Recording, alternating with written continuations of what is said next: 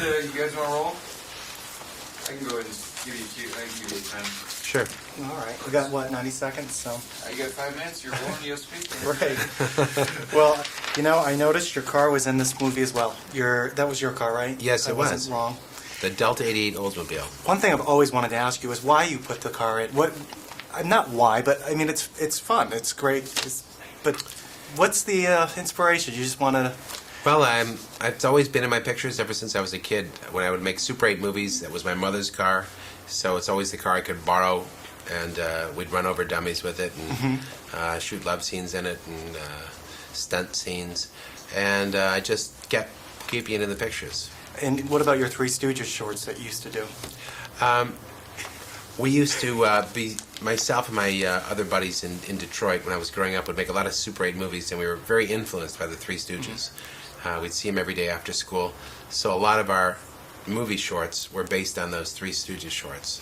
Would you ever, we're going to get right to this in a second. Sure. I was curious if you'd ever like to make a movie, a new Three Stooges, or no one ever, bring that back somehow. Well, I love the Three Stooges, and I hear they're talking about remaking a Three Stooges movie. But for me, the love has always been those three guys, Moe, Larry, Curly, Shemp. Yeah. Not so much Joe Besser or Joe DeRita, or Curly Joe, whatever that was about. But it's the guys' personalities and their interaction. So just doing a new Three Stooges movie wouldn't quite have it for me. Yeah, I see what you're saying. But this seemed like a great fit for you. Thank you. The way, it seems like your career has been... This gives way, the way you like to use the camera movements and this is a very fluid, the movie.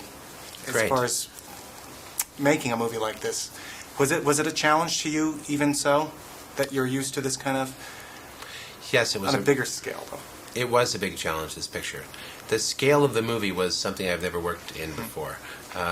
So many teams of artists and technicians and craftsmen. My job turned out to be a little bit more of a conductor of a symphony orchestra than actually a soloist playing a flute. You mean, working with the people in the special effects. And That's right. Then there's the training of the actors that have to do the stunts. Do you get involved in that quite a bit? Only in that I draw a storyboard with my storyboard artists, what I'm trying to achieve in a particular shot. Then I meet with my stunt coordinator, in this case Jeff Haberstadt, and I explain what it is that I want from him, and then he physically acts it out for me, how it's going to work. And I say, great, let's see a test.